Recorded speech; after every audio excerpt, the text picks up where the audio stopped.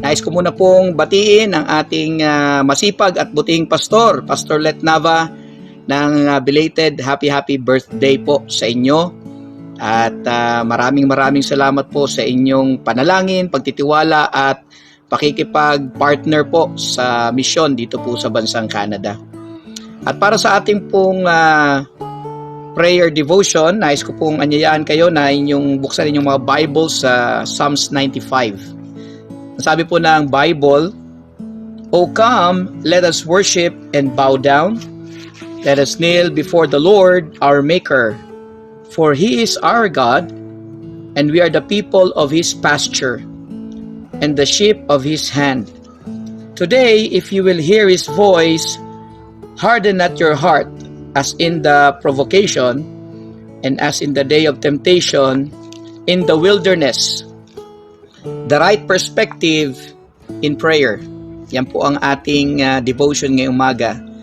Yung tamang pananaw o tamang pagtingin sa panalangin. May mga pagkakataon sa ating pakikipagniig o pakikipag-usap sa ating dakilang amang nasa langit na kung saan ang ating pong mga panalangin ay kanyang tinutugunan o meron po tayong mabunga at talagang masaya na pakikipagkomunikasyon sa ating Panginoong Diyos. Subalit may mga pagkakataon naman na kung saan parang matabang yung panalangin na as if your prayer feels like you're just talking to a wall or your prayers just up to the ceiling of your house. Subalit, ang katotohanan po mga kapatid, we should not be surprised by such variation. Hindi dapat tayo magulat kung bakit may mga pagkakataon na kapag tayo nananalangin ay parang hindi umaabot sa kalangitan yung ating panalangin. Why would we expect our prayers or our prayer life to remain uniform when we ourselves are not the same every day? Maging tayo nga rin, may mga panahon na talagang masaya tayo or excited tayo na mag-pray, lalo't kung ang ating panalangin o ang ating hinihingi sa Panginoon ay talagang malakas yung ating paniniwala na ito'y pagkakaloob ng Panginoon. May mga panahon naman na parang matabang nga po o parang yung ating panalangin ay hindi pinakikinggan ng Panginoon. So may dalawang bagay lang po akong nais ibahagi sa inyo mula sa ating talata ngayong umaga about prayer. Papaano nga ba tayo dapat makipag-usap sa Diyos? At papaano naman tayo dapat makinig sa Panginoon sa pagtugon niya sa ating mga panalangin? Una, ito'y nakadepende sa pagkaunawa natin kung sino ang Diyos. Depends upon our understanding who God is. Kung paano natin tinitingnan ng Diyos, it changes the way we hear Him. Alam niyo po, our knowledge about God or our belief on God depends about how we know Him or depends upon how much do we know about our God. Yung naiintindihan natin, yung nauunawaan na natin patungkol sa kung ano ang Diyos natin. Ano po, alam natin anong tayo wala pa sa Panginoon, hindi pa tayo ligtas, we are dead in sin. And we are dead in trespasses and sin, sabi ng Ephesians chapter 2. So wala tayong tamang pagkaunawa sa Diyos. Salamat na lang sa Panginoon dahil may salita ng Diyos, the Holy Bible, that gives us the proper perspective and the proper understanding about who God is.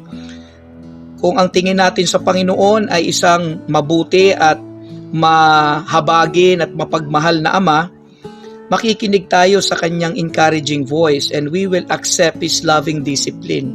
Alam natin na ang Diyos ay parang magulang na hindi niya po kinukonsinte yung kasalanan. Subalit, siya ay nagdidisiplina pero pagdidisiplina na may kasamang pag-ibig at pangunawa at ang pagdidisiplina ng Panginoon ay para sa ating ay katututo, ikabubuti at ikatutuwid. Kaya depende kung ano ang pagkakilala natin sa Panginoon. At kung tayo naman ay nakakakilala sa Kanya as a harsh or demanding Father, then you may feel as though you can never live up to His expectation.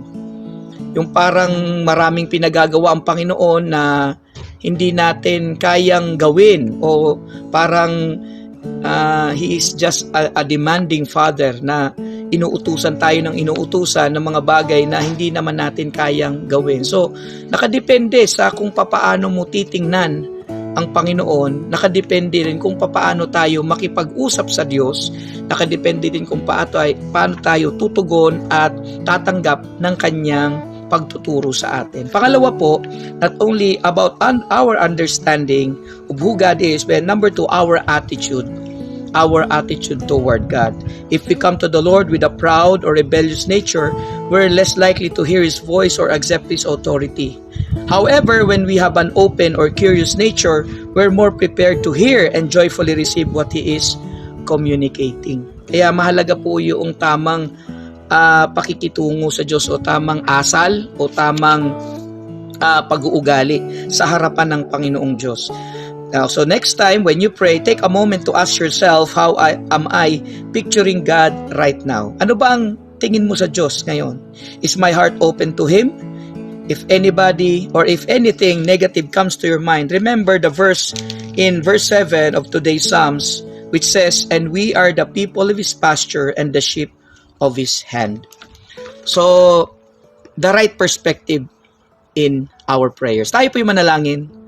Aming dakilang Ama, Diyos ng pag-ibig, Diyos ng kahabagan, maraming salamat po, Panginoon, na muli ngayong umaga kami po ay binigyan niyo pa ng isa pang pagkakataon na kayo po ay aming sambahin, kayo po ay aming luwalhatiin at kausapin at paglingkuran. Maraming salamat po, Diyos, sa kaligtasan, sa tinamo naming buhay na walang hanggan na hindi po nawawala.